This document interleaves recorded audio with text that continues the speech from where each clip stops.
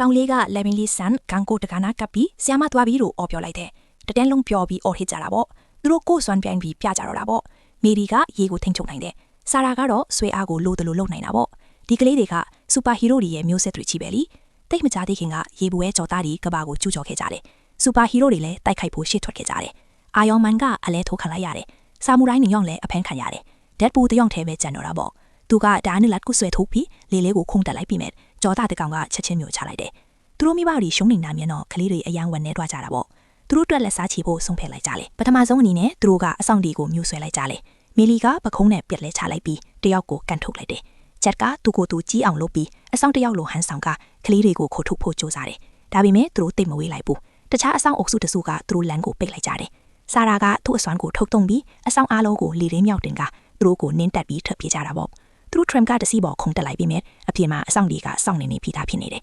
ဆာရာကသူ့စွမ်းကိုထပ်တုံးပြီး tram ကားကိုဖြည်းဖြည်းချင်းမြောက်တင်လိုက်တယ်ဒါပေမဲ့သူကဦးတီယာကိုမထိန်ချုပ်နိုင်ဘူးလေ tram ကားကအဆောင်အုံတစ်ခုထဲကိုဝင်တိုက်တော့မလို့ဒီအရေးကြီးတဲ့အချိန်မှာဂျက်ကရှေ့ထွက်လာတယ်သူကလက်တစ်ဖက်နဲ့ပြက်တင်းပေါက်ကိုရိုက်ချိုးလိုက်ပြီးကျန်လက်တစ်ဖက်နဲ့တန်တန်းကိုဆွဲထားလိုက်တယ်ပြီးတော့သူကခုန်ချလိုက်ပြီး tram ကားကိုကားပတ်ရန်ပတ်သွားအောင်ဆွဲချလိုက်တာပေါ့အားလုံးအသက်ပေးကလွတ်မြောက်သွားကြတာပေါ့အဆောင်တွေလည်းကြောင်ပြီးကြံခဲ့ကြတာပေါ့ခလေးတွေအိမ်အိမ်စီထွက်ပြေးသွားကြတယ်ကြက်ရဲ့အဘွားကထွက်လာတယ်သူကစူပါပါဝါတွေလေ့ကျင့်ပေးတဲ့သူထင်နေတာပေါ့ကျူးကျော်မှုအကြောင်းသိတော့သူကိုယ်တိုင်ကလေးတွေကိုလေ့ကျင့်ပေးဖို့ဆုံးဖြတ်လိုက်တယ်ရတဲ့ငယ်ကြာပြင်းပြင်းထန်ထန်လေ့ကျင့်ပြီးတော့မှတော့သူတို့ရဲ့စွမ်းအားတွေကမြန်မြန်ဆန်ဆန်တိုးတက်လာခဲ့တယ်သူတို့ကလူငယ်အစွမ်းရှင်အဖွဲ့လေးတစ်ဖွဲ့ထင်လာခဲ့တာပေါ့အဘွားကိုနှုတ်ဆက်ပြီးတော့မှတော့သူတို့ပြန်တိုက်ဖို့စတင်ခဲ့ကြတယ်မကြခင်မှာကြော်သားရန်တစီကိုတွေ့လိုက်ကြတယ်ကြော်သားဒီအားလုံးရေချွေးခန်းနဲ့ရောက်နေတော့မှကလေးတွေကရန်ကိုအသိမ့်ပိုက်လိုက်ကြတယ်ဒါပေမဲ့အဖွဲ့ဝင်တယောက်ကပျောက်နေတာပေါ့အဲ့ဒီကောင်လေးကသူ့အသက်လူပြီးပြေးနေတာကြော်သားတကောင်ရဲ့လက်တံတွေသူ့စီရောက်လာတော့မှဂျက်ကအချိန်ပြီးဖန်းဆွဲရန်နဲ့ဆွဲသွင်းပြီးတကားကိုပိတ်လိုက်တယ်ကလေးတွေကကြော်သားရဲ့အခြေဆိုင်စကန်စီဦးတည်သွားကြလေ